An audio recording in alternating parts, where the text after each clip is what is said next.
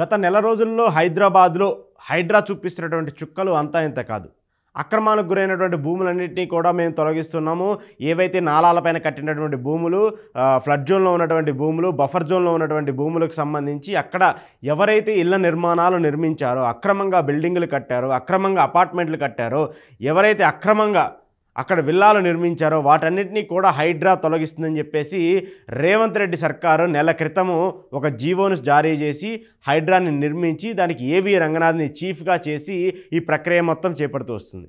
ఈ ప్రక్రియ మొత్తం చేపడుతూ వస్తున్నటువంటి నేపథ్యంలో ఒక్కసారిగా హైడ్రా అడుగులకు హైకోర్టు బ్రేక్ వేసింది. అయితే అమీన్పూర్కి సంబంధించిన ఒక అంశం ఏదైతే ఉందో ఆ ఇన్సిడెంట్లో, అంటే అక్కడ ఒక అక్రమంగా ఒక ఇంటిని నిర్మించారు. ఇంటిని నిర్మించినటువంటి నేపథ్యంలో దాన్ని కూల్చివేస్తామంటూ కూడా హైడ్రా ఆ బాధితుడికి నోటీసులు ఇచ్చింది. నోటీసులు ఇచ్చినటువంటి నేపథ్యంలో ఆ నోటీసులు తీసుకువెళ్ళి హైకోర్టుకు వెళ్ళారు ఆ బాధితుడు. హైకోర్టులో దీనికి సంబంధించినటువంటి విచారణ జరిపించిన తర్వాత ఆయన హైకోర్టు నుంచి స్టే తెచ్చుకున్నాడు. స్టే తెచ్చుకున్నటువంటి నేపథ్యంలో ఆయన స్టే ఉండగానే హైడ్రాకి సంబంధించిన అధికారులు వెళ్ళి ఆ భవనాన్ని కూల్చివేశారు.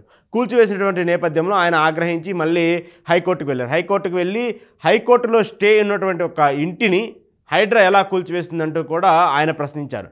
అయితే దీనిపైన హైకోర్టు ఆగ్రహించడంతో డైరెక్ట్గా రంగనాథ్కి నోటీసులు ఇచ్చింది. నోటీసులు ఇచ్చి మీరు ఖచ్చితంగా విచారణకు హాజరు కావాలని చెప్పేసి చెప్పింది. అయితే ఈ విచారణకు హాజరైనటువంటి రంగనాథ్ని కొన్ని ప్రశ్నలు హైకోర్టు డైరెక్ట్గా సంధించింది. అయితే మీరు ఆల్రెడీ స్టే ఇచ్చినటువంటి ఇంటిని ఎలా కూల్చివేస్తారంటూ కూడా హైకోర్టు రంగనాథ్ని ప్రశ్నించింది. దీంతోపాటు మీరు 24 గంటల సమయం ఇవ్వాలి ఒక ఇంటిని కూల్చాలంటే, లేదంటే దానికి సంబంధించి వాళ్ళు షిఫ్టింగ్ చేసుకోవాలన్నా కూడా 24 నుంచి 48 గంటల పాటు సమయం పడుతుంది. కానీ మీరు అర్ధరాత్రి నోటీసులు ఇస్తున్నారు, తెల్లారేసరికి వెళ్ళేసి ఇంటిని పగలగొడుతున్నారు, లేదంటే ఆ ప్రాంతాలన్నింటినీ కూడా పగలగొడుతున్నారు. ఇది ఎంతవరకు సమంజసం అంటూ కూడా హైడ్రా రంగనాథ్ని ప్రశ్నిస్తూ వచ్చింది. ఇక మరోవైపు ఎవరైతే స్టే తీసుకున్నటువంటి వ్యక్తులు ఉన్నారో వాళ్ళకి సంబంధించి స్టేలు ఉండగా కూడా, అంటే హైకోర్టులో స్టేలు ఉండగా కూడా మీరు ఎందుకు ఆ బిల్డింగుల జోలికి వెళ్తున్నారు, ఎందుకు మీరు వాటిని కూల్చివేస్తున్నారంటూ కూడా హైకోర్టు ప్రశ్నించింది. ఇటీవలే నాగార్జునకి సంబంధించిన ఎన్ కన్వెన్షన్కి సంబంధించిన అంశాన్ని కూడా మనం చూస్తూ ఉన్నాము. నాగార్జునకు సంబంధించిన ఎన్ కన్వెన్షన్ కూడా అక్రమంగా చెరువు కబ్జా చేసి, తుమ్మిడి చెరువు కబ్జా చేసి కట్టారని చెప్పేసి ఏవైతే ఆరోపణలు ఉన్నటువంటి నేపథ్యంలో దానికి కూడా హైడ్రా నోటీసులు ఇచ్చింది. హైడ్రా నోటీసులు ఇచ్చినప్పటికీ కూడా నాగార్జున స్పందించకపోవడంతో ఆయన వెళ్ళి ఆయన కన్వెన్షన్ పైన బుల్డోజర్లతో నేలమట్టం చేసినటువంటి పరిస్థితిని కూడా మనం చూసాం. అయితే ఆ తర్వాత ఆయన రియాక్ట్ అయ్యారు. ఏమని రియాక్ట్ అయ్యారు? హైకోర్టులో దీనికి సంబంధించి స్టే నడుస్తున్నప్పటికీ కూడా మీరు ఎలా కూల్చివేస్తారంటూ కూడా నాగార్జున ట్వీట్ చేసి దానిపైన ఘాటుగా వ్యాఖ్యానించినటువంటి పరిస్థితిని కూడా మనం చూసాం. అయితే ఇలాంటి వ్యక్తి దీనికి సంబంధించిన ఇష్యూ, అంటే స్టే ఉన్నటువంటి బిల్డింగుల పైన కూడా మీరు ఎందుకు కూల్చివేతలు జరుపుతున్నారంటూ కూడా హైడ్రా పైన హైకోర్టు ఆగ్రహం వ్యక్తం చేసింది. ఇక మరోవైపు ఏవైతే ఉన్నాయో, అంటే ప్రభుత్వం చెప్పింది మేము దానికి అనుగుణంగానే మేము కూల్చివేతలు చేస్తున్నామంటూ కూడా ఏవి రంగనాథ్ అంటే రివర్స్లో కోర్టుకే సమాధానం ఇచ్చారు. కోర్టుకి సమాధానం ఇచ్చినటువంటి నేపథ్యంలో ఇక్కడ ఏం జరిగింది? మరి చార్మినార్ని కూల్చేయమని చెప్తే మీరు వెళ్ళి కూల్చేస్తారా? మసీదుని కూల్చివేయమని చెప్తే మీరు వెళ్ళి కూల్చేస్తారా? లేదంటే ఇంకొకటి అక్రమంగా ఉందని చెప్పేసి ఆ ప్రాంతంలో పబ్లిక్ రిలేటెడ్ అసెట్స్ ఉంటాయి, వాటిని కూడా కూల్చేయమని చెప్తే మీరు వెళ్ళి కూల్చేస్తారా అని చెప్పేసి హైకోర్టు డైరెక్ట్గా కమిషనర్ రంగనాథ్ని ప్రశ్నించింది. అయితే దీనికి మాత్రం కమిషనర్ రంగనాథ్ ఎక్కడా కూడా సమాధానాలు చెప్పినటువంటి పరిస్థితి కూడా కనిపించట్లేదు. సో ఇలా ఒక్కొక్కటిగా ప్రభుత్వానికి సంబంధించిన ఆస్తులు, ప్రభుత్వానికి సంబంధించిన అసెట్స్ కూడా చాలా చోట్ల ఇవన్నీ బఫర్ జోన్లో ఉండటమో, లేదంటే అప్పుడున్నటువంటి ప్రభుత్వాలు చేపట్టినటువంటి జీవోల ద్వారానో, లేదంటే అప్పుడున్నటువంటి ప్రభుత్వాలు ఇచ్చినటువంటి ఇష్యూస్ ద్వారానో వాళ్ళు అక్కడ నిర్మించుకున్నారు. ప్రభుత్వాలు చేసింది తప్పు, అధికారులు చేసింది తప్పు, అప్పుడున్నటువంటి బిల్డర్లు చేసింది తప్పు.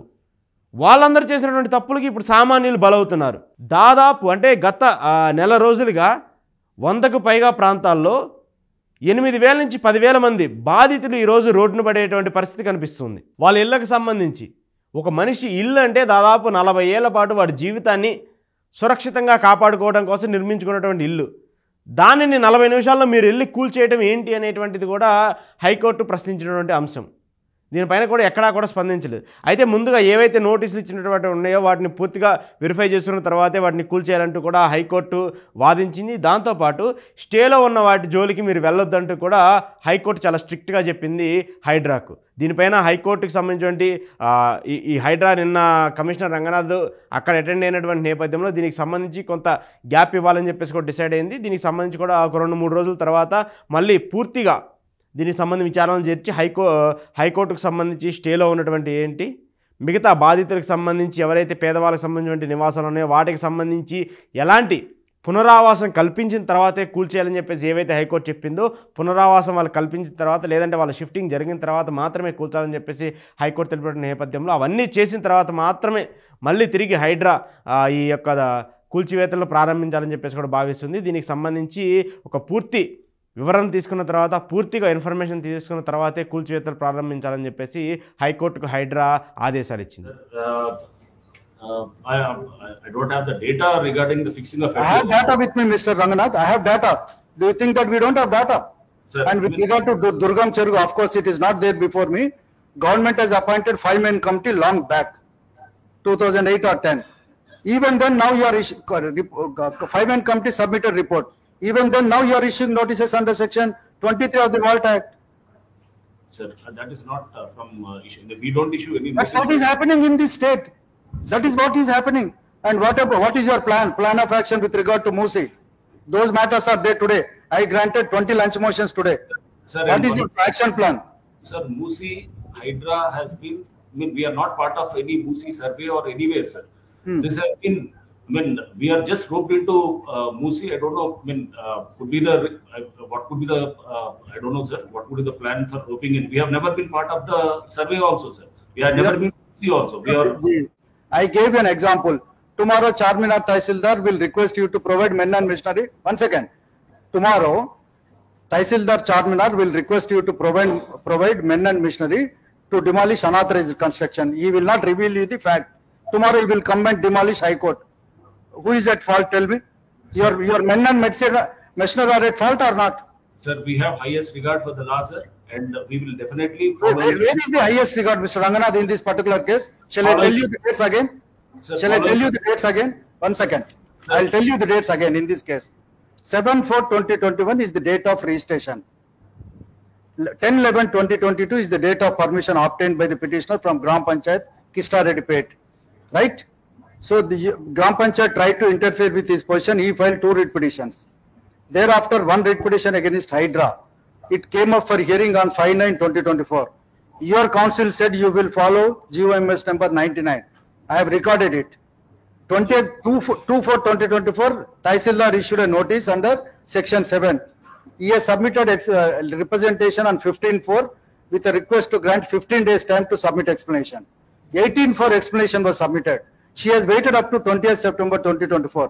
She has passed a speaking order on 20th September 2024 without putting the petitioner on notice, without even affording opportunity. 20th September, she has issued a notice requesting the petitioner to vacate the premises within 48 hours. Is it not our duty to wait for 48 hours? Is it not our duty to wait for Monday? Why you are providing men and machinery support to the Tahsildar to do a illegal thing on a Sunday? Is it not your duty to check all these things? Kunta undandi akkada. Kunta akkada mottham దాదాపు almost encroach అయిపోయింది sir. What is Nallakunta అండి? What is Nallakunta? ఉందా కుంట? అక్కడ మంచి buildings వచ్చినాయి. So over night can you one second over night can you change this city, mister Ranganath? Sir ఉన్న దాన్ని కాపాడుకోవడానికి ప్రయత్నం సార్. మరి పాతది బతుకమ్మ కుంట ఏం కావాలి? వన్ సెకండ్, నేను అడుగుతా కదా అన్ని. ఐ నో ఆల్ కట్టాస్. Do you think that I don't know any కట్ట? There is one more katta, talab katta. Katta is different from kunta. Katta ante bandaya. What are you doing, Mr. Ranganath? You have to get some information. One second, did you go to Ibrahimpatnam tank at any point of time? No, sir. It's a huge tank. It's a huge tank. Yes, sir. You know what is the object of that particular tank? Since I came to Hyderabad in the year 1983, from 1983, except 1 year, I have not seen water in Ibrahimpatnam tank. Since last 40 years. I came to Hyderabad from a small village in 1983. I am visiting Ibrahimpatnam almost yearly once. I never seen water. Do you know how to fix up FTL? Yes. Do you know the guidelines issued by Yes, sir. CCLA? Do you know a judgment passed by a judge of this court? Yes. He said, this court said, please consider memos, collect it, then fix up FTL. Without fixing FTL, how can you say that this particular property is an FTL? How many final notifications were issued within Hyderabad, within Ring Road, ORR? Sir, yes, sir. We have more than almost 1,320 preliminary notifications, sir. Not preliminary, I am asking you final notifications. But there is lot of communication gap between your council and you. You are concentrating only on demolitions. You are not giving instructions to your council and also to the government pleader, revenue. Yes, One yes, submission, Mr. one submission. Semarwa is saying that it was served on 20th September, Milord. I have the CC footage, Milord. 21/9. I'll join How you. she is Find government pleader revenue today. Are you happy with the whole thing, Mr. Certainly you can.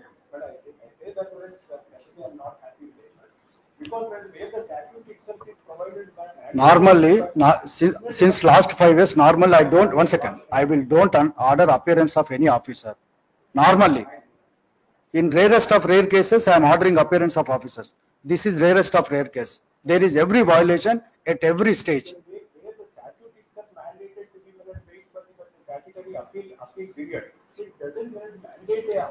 You are right. So, though there is though there is an appeal, still writ is maintainable, willful, latest judgment of Commissioner Income Tax. So, in this case, everything, every stage why there is violation. See the speaking order 20th. There is no reference to 15/4. There is no reference to 18/4. Forget about giving providing opportunity. అంత హడావిడి ఏంటంటే ఆమెకు Sunday రోజు demolish చేయాల్సిన order